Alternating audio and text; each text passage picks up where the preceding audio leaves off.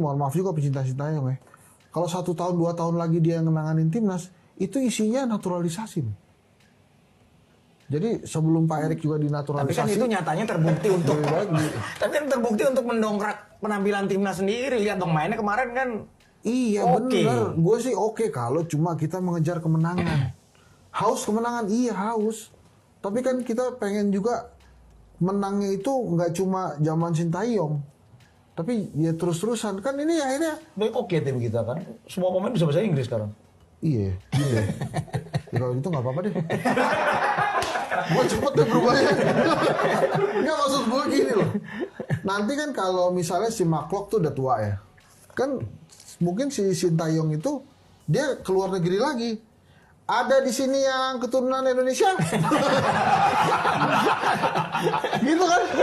Terus ada yang tunjuk tangan aja. Weh, naturalisasi. Tapi kan ada nih orang yang misalnya ya Asnawi selanjutnya yang sudah memang latihan keras supaya dipanggil ke timnas, akhirnya nggak jadi gitu. Seorang Towel misalnya itu sampai Tommy Welly teman kita tuh dibikinin chant malah tuh oleh pendukung-pendukung yang pendukung Sintayong untuk diperpanjang. Jadi kalau misalnya lolos pra Piala Dunia, Towel nggak usah diajak gitu-gitu ya. Sebetulnya pendapat Bung Toel juga mirip-mirip juga dengan Henry Satrio gitu ya. Saya juga kan menilainya memang pragmatis sekali strateginya Sintayong ini. Dia naturalisasi, dia menang. Tapi masalahnya piala juga belum datang-datang nih. Piala timnas senior ya.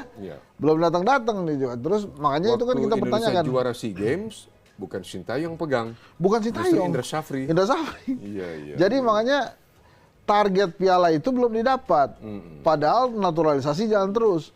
Problemnya dengan naturalisasi adalah ini program jangka pendek untuk menang, tapi memotong pembinaan sepak bola Indonesia.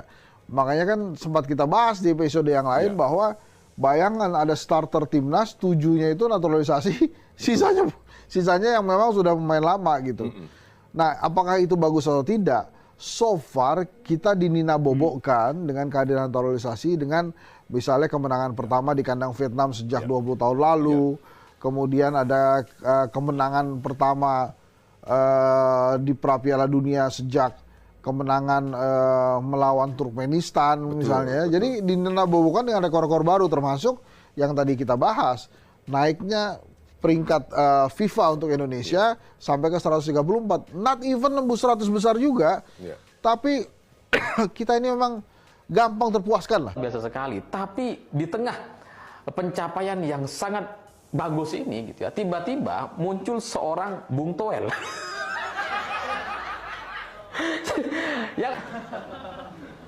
Jadi bagi saya kemunculan Bung Toel ini adalah satu fenomena baru gitu, dan selama beberapa minggu terakhir ini saya coba renungkan sebenarnya Bung Toel ini apa maksudnya, apa tujuannya gitu, karena saya nggak paham gitu, karena setahu saya semua orang itu mendukung timnas Indonesia baik kalah atau menang. Jangankan menang, kalah pun kita dukung gitu. Jadi sehingga selama beberapa hari terakhir ini dengan fenomena kemunculan Bung Toel atau Rocky Gerung versi sepak bola, saya masih gak paham itu sebenarnya tujuannya kemana. Sampai akhirnya kemarin Bung Toel memberikan satu pernyataan atau kritik keras kepada Sintayong. Bahwa kita butuh klub Liga, bahkan terima kasih pada klub pun tidak mau Anda. Tidak bersepakat dengan itu. Apa beratnya bilang terima kasih pada klub yang memberikan Rizky Ridho, Hernando Ari, Rio Ilham, Witan Sulaiman. Bilang Anda tidak ikuti Liga Indonesia. Berbesar hati. Baik. Berkali-kali Anda mengatakan itu. Dan kalimat Anda itu menyederhanakan situasi, menyederhanakan masalah yang terjadi. Saya yakin klub sangat happy dengan prestasi yang diberikan oleh timnas. Tanpa Sintayong berterima kasih. Apa susahnya? Akhirnya mulai mengerti dari mana permasalahan atau masalah yang dialami oleh Bung Toel ini. Bung Toel ini kan dulu jubir PSSI di era tahun 2011-2012 gitu ya.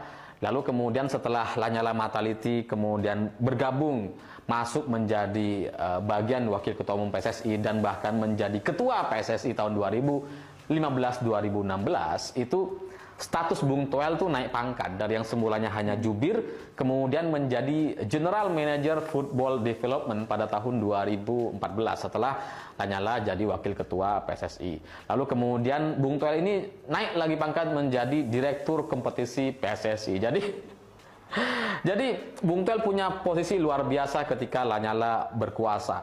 Dan PSSI seperti yang kita tahu, PSSI itu seperti lebih berkuasa dari pemerintah. Kalau kita ingat gitu ya, PSSI ini seperti satu kerajaan baru yang tidak bisa diintervensi oleh pemerintah Indonesia. Meskipun PSSI ini namanya Indonesia gitu ya, tapi ketika ada pemerintah ingin berkontribusi atau membantu dan sebagainya, PSSI bisa menolak.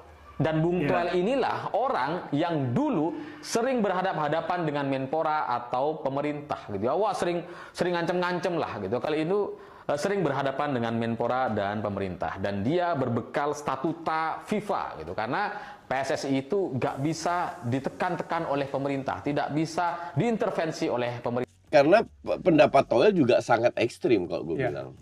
Baru tadi kebetulan lewat di timeline gue kan lewat terus bilang. Kita kalah lawan Irak, sementara Sintayong diberikan segalanya dan lain. Nah, kalah itu kan skor. Kalau bicara skor, you're right, kita kalah. Oke. Tapi kan kita harus realistis bahwa apa dasarnya kok kita bisa kalah. Lihat squad kita, lihat rank kita, lihat pengalaman kita, lihat umurnya pemain kita. Kan masih jauh di bawah Irak. Kita termuda ya kemarin? Kemarin termuda. Dan itu kalau Jordi Amat diambil, lebih mudah lagi. Jadi artinya future-nya kelihatan. It's bright. Iya kan? Dan yang bangun pondasi ini kan Sintayong. Kalau pelatih baru masuk, kan bisa up, bisa down, 50-50. Nah, Sintayong gue sekarang, dia udah menguasai, udah cukup dekat dengan pemain, at least dia 70-80% lah. Peluang untuk gagal 20%, berhasilnya lebih banyak. Karena pondasinya sudah ada. Sudah dia bangun selama 3-4 tahun, selama dia di sini. Ini punya darah Indonesia loh, dari nenek moyangnya. Masih aja dikritik. Tapi memang budaya kita itu kalau nggak ngeritik, nggak. Cuman gue bilang itu segelintir aja. 1% yang ngeritik. 99% dukung. Semua kardus dan domba bersatu demi membela timnas dan membela Sintayong. Saya baca tuh komentar-komentar netizen dari Malaysia, semuanya angkat topi tuh. Betul. Mereka mengeledek timnya sendiri itu. Lihat Indonesia. Dan tiba-tiba kemarin medianya Vietnam, begitu Indonesia masuk 8 besar, mengalahkan Australia, mengalahkan Jordan telak gitu, mereka wow, luar biasa. Jangan jadi kayak ada beberapa Indonesia kadang-kadang nggak bangga dengan timnya sendiri, produknya sendiri, karya anak bangsanya sendiri. Mas, sekarang dengan menang timnas ini yang paling dicari satu nama siapa, Mas? Toel. Oh gitu. Karena apa dicari, Mas? Enggak, Toel itu bagus menurut saya. Jadi semua ada yang kontrol, ada yang koreksi, ada yang evaluasi. Bagus dia, masa lurus-lurus saja. Di pemerintahan kita juga ada oposisi kok. Ya kan? Bagaimana pemerintah kalau nggak ada oposisi? Korup nanti pemerintahan kita. Makanya Toel bagus, biar kita introspeksi semuanya. Jadi yang paling mules dengan menang Indonesia nih menurut Mas siapa? Saya pikir kalau kita menang nggak ada yang mules. Biar Toel orang Indonesia pasti dia senang dalam hatinya juga. Iya, karena gue di tag di videonya Maniac Soccer dan videonya tidak bisa di stitch, jadi gue izin untuk SS. Dan gue ingin menanggapi terkait dengan video ini. Kalian bisa tonton sendiri ya di Maniac Soccer 88 video. Pada intinya beliau mengatakan bahwa tidak mengesankan timnas itu lolos, terus cara mainnya juga nggak mengesankan. Ya pokoknya gitulah. Dan kalau kalian cek di YouTube Nalar TV itu beliau melakukan wawancara juga, dan di situ beliau juga mengatakan bahwa target ST itu belum tercapai, soalnya ST kan bilangnya lawan Irak imbang, lawan Vietnam menang, jadi harusnya 4 poin. Sedangkan yang terjadi kan 3 poin doang, lawan Irak kalah. Terus katanya secara permainan juga enggak. Gue rasa untung ya ST ini dari Korea, nggak ngerti bahasa Indonesia, dan gue rasa untuk staff, untuk JJ misalkan sebagai translator, kalau dapat video ini nggak usah ditranslatein lah ke STY, karena percuma gitu. Ya, ini percuma banget gitu, nggak ada manfaatnya dikasih tahu ke STY juga. Lebih baik STY fokus ke timnas, ke performa timnas, ke persiapan timnas menghadapi Australia. Kayak gini mah nggak usah ditanggepin gue rasa. Gue rasa sekarang netizen, supporter Indonesia juga banyak yang sudah cerdas, banyak yang sudah pintar, dan kalau Prof. Mahfud MD tidak mau menjawab pertanyaan receh, gue juga tidak mau menjawab atau menanggapi pernyataan receh dari pengamat sepak bola yang receh. Jadi itulah komentar dari penggemar sepak bola Indonesia tentang Bung Toel, teman-teman, yang mengkritik Sinteyong tentang naturalisasi. Ada yang pro dan juga ada yang kontra. Teman-teman berada di posisi yang mana? Menurut saya, selagi masih mempunyai darah Indonesia, maupun dari kakek, nenek, intinya mempunyai darah Indonesia, apa salahnya dinaturalisasi? Asalkan pemain itu memang ingin menjadi warga negara Indonesia dan ingin membela timnas Indonesia, saya sangat mendukung. Tak perlu dimasalahkan, tak perlu didebatkan, karena mereka mempunyai hak juga untuk membela timnas Indonesia. Jadi, sampai di sini dulu videonya, teman-teman. Kalau teman-teman suka dengan video ini, dibantu like dan subscribe, dan sampai jumpa di video selanjutnya. Bye-bye.